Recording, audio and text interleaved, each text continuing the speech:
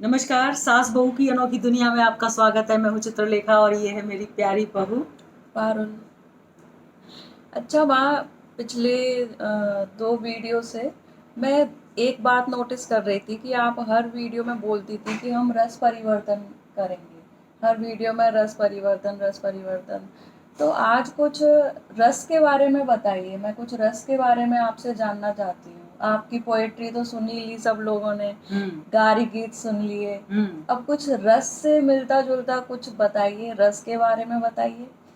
और कुछ जो जरूरी रस हैं उनके बारे में बताइए। ठीक है, तो तुमने आज ऐसा विषय चुन लिया है पारुल कि जो हमारा खुद का विषय है। हमारा खुद का जो विषय है वो रसायन है, रसायन शास्त्र, जो रस युक्त है। तो रस तो हमारे जीवन के कण कण में है। और जिस रस की तुमने बात की है, तो सबसे पहली बात ये होती है रसात्मकम वाक्यम काव्यम। रस युक्त वाक्य ही काव्य होता है। जिस काव्य में, काव्य क्या है, अगर किसी वाक्य में रस मिला दिया जाए, रस घोल दिया जाए तो वो काव्य हो जाता है। दूसरी बात, रस के द्वारा, रस ऐसी निष्पत्ति है, रस की जो निष्पत्ति होती है वो ये है कि रस के द्वारा ही जो हमारी अंदर आत्मा की शक्ति है, निष्पत्ति है, उसके द्वारा जो इंद्रियां हैं वो इंद्रियां काम करती हैं। उसके द्वारा ही मन कल्पना करता है। जिस रस का भाव अंदर चलेगा। हाँ, रस ही पूरे रस की बात, मैं किसी विशेष रस की बात नहीं कर रही हूँ। पूरे रस का मतलब है कि आप कल्पना तभी कर पाएंगे जब रस अंदर होगा।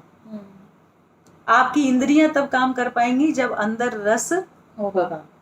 तो जो कहा गया है कि जैसे कोई आपका काव्य लिखते हैं, महाकाव्य लिखते हैं, तो अगर उसमें रसहीन होगा तो कोई वो काव्य हो नहीं सकता। और रस परम आनंद है, परम आनंद, आनंद रूप रस है। ठीक है, रस जो है वो आनंद रूप है। दूसरी बात कहा जाता है रसो वैसह। रसो वैसह का मतलब होता है कि वो परमात्मा भी आनंद रूप रस ही है, या रस रूप आनंद ही। मतलब रस सब कुछ है। हाँ, रस ही है जिंदगी में, रस नहीं तो कुछ नहीं। अब ये जो रसो वैसा बता दिया कि रस रूप आनंद है, रस आता कहाँ है? ये भाव से आता है। जब शरीर के, जब अंदर, हमारे अंदर हृदय में भाव पैदा होता है। जैसे कहते हैं ना कि भगवान कोई तुम्हारा भोजन करने नहीं आ रहे हैं, या देवताओं तुम्हारे भोजन करने नहीं आ रहे हैं, लेकिन भाव है। जब भाव तुमने डाला उसमें, तो भाव खत्म हो गया। अब भाव काय में परिवर्तित हो गया? रस में परिवर्तन हो गया। तो जैसे ही रस बनता है वैसे ही भाव समाप्त हो जाता है। तो ये होता है रस। तो रस तो अब जैसे कि राम रसायन तुम्हारे पास, हनुमान जी से कहते हैं ना कि भगवान के पास अगर हमें कुछ लेना हो राम से, तो भाई तुम्हें हम पूजे ना, क्योंकि तुम्हारे पास उनका रसायन है। रसायन कैसे बना? रस से। तो जिसके पास पूरा निचोड़ ही है भगवान का, भगवान राम का पूरा निचोड़ उनके पास रखा है, तो भैया हम उन्हीं के द्वारा करेंगे ना।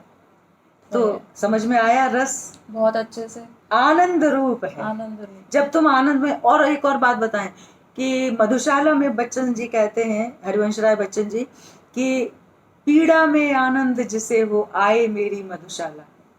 तो कई बार क्या होता है कि जब व्यक्ति डिप्रेशन में चला जाता है, जैसे कोई दुख हो जाता है, तो उसमें भी वो रस लेने लगता है, उसमें भी आनंद लेने लगता है। ऐसा नहीं है कि अच्छी चीजों में ही आनंद। तो फिर जो लोग होते हैं वो कहते हैं अरे निकालो जल्दी इनको यहाँ से, क्योंकि रस लेने लग गए। उसी में फिर वो डूबता जाएगा, डूबता जाएगा, डूबता जाएगा। तो अब समझ में आया? हाँ। रसो वैसा, परमात्मा क्या है? रस, रस रूप आनंद, या आनंद रूप रस। अब अच्छा अब जैसे कि एक करुण रस होता है, उसका कुछ ऐसा उदाहरण देके समझाओ जो आपकी लाइफ से जुड़ा हो, आपकी लाइफ में बहुत इम्पोर्टेंस हो उसकी। उसका कुछ ऐसा कुछ सुनाओ अच्छा सा। अच्छा, तो बात हम करते हैं जब मैं 7th क्लास में थी, और उस समय हमारे जो बाबा थे, दादाजी, वो वहाँ पर जूनियर हाई स्कूल के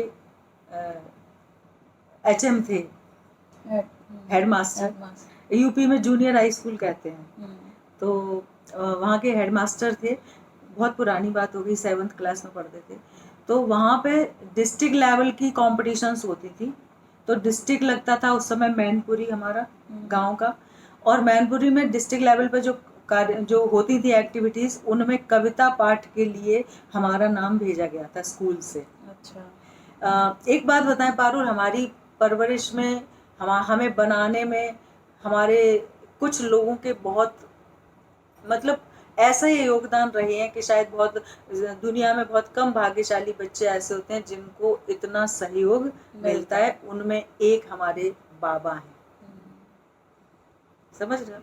तो बाबा हमारे मतलब बहुत स्ट्रिक्ट, हिटलर हाँ, टाइप, मैंने सुने हैं बहुत सारे किस्से, बहुत सख्त, लेकिन बहुत केयरिंग, बहुत केयरिंग। तो वो हमें लेके गए, और भी स्कूल के बच्चे जो पार्टिसिपेंट थे जिस अलग अलग विधाओं में, वो गए।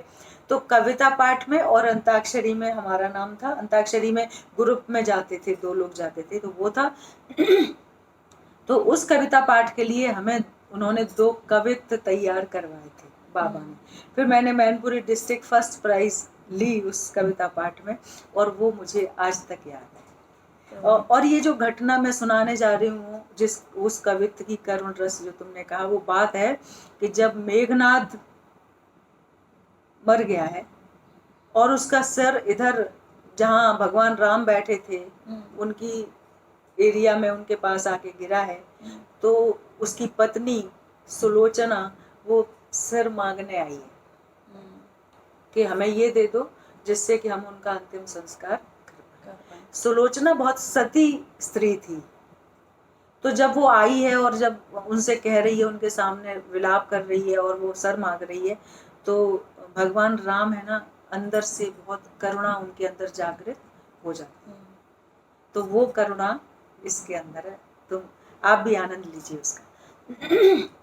भगवान राम भी रोने लग गए।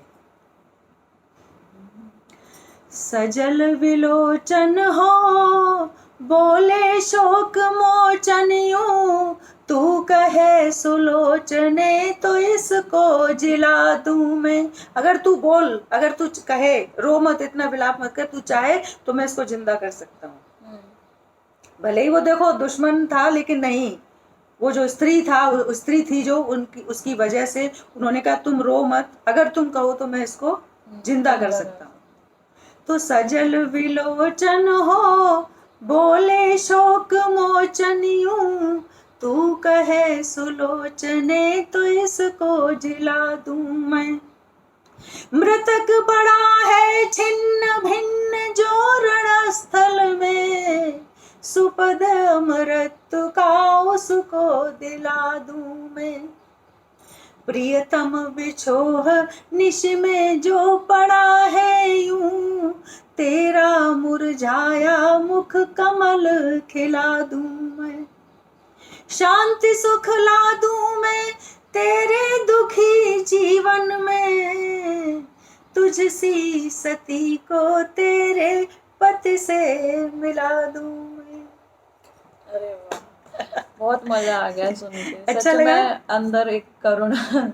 जागृत हो। मतलब जो एक्चुअल में वीर होते हैं ना, जो एक्चुअल में धीर होते हैं, वो ऐसे काम नहीं करते हैं, वो टुच्चे काम नहीं करते हैं जैसे कि होते हैं ना छिछोड़ेपन के।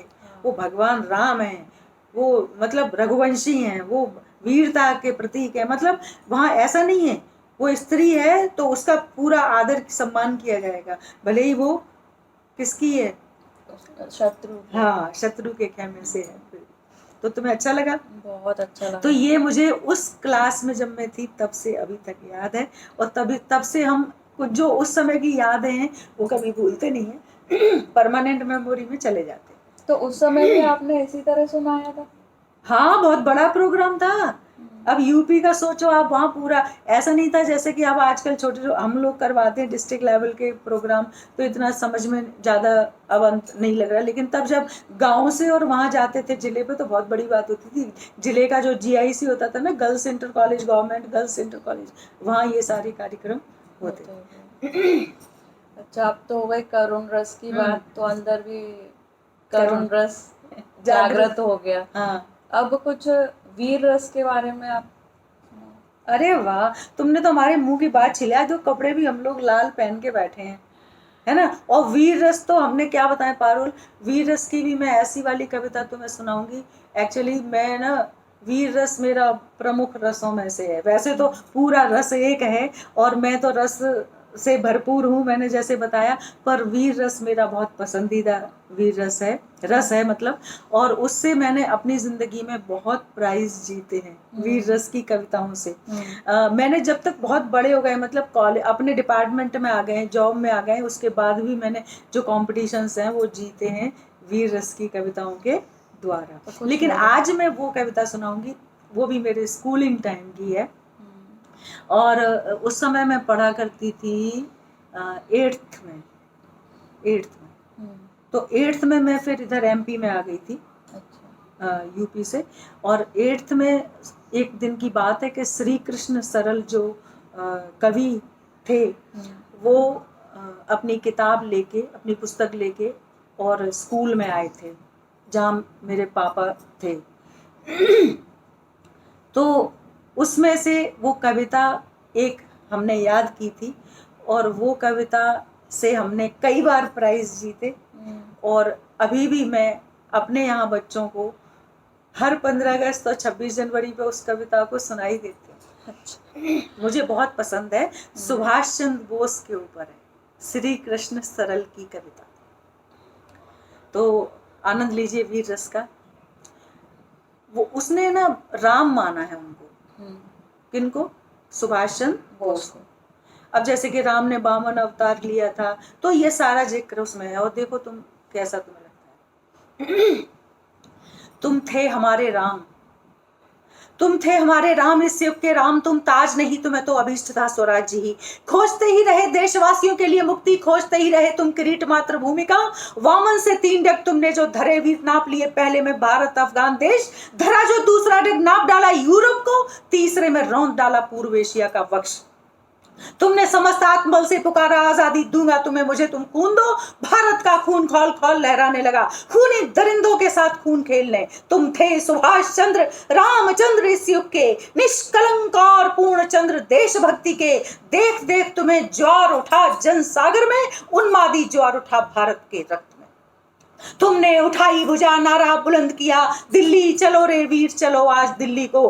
भारत की कोटि कोटि बाहें समझ सुख है, बढ़ो दौड़ पड़ो उन बाहों में समाओ रे, मर्दन कर शत्रु सैन्य मातृभूमि मुक्त करो, और दिल्ली पर विजयी तिरंगा फहराओ। वाह मेरे रोंगटे खड़े हो गए, इतना वीर रस में तो भरपूर आपने तो सुनाई इस कविता को मैं कभी नहीं भूल सकती।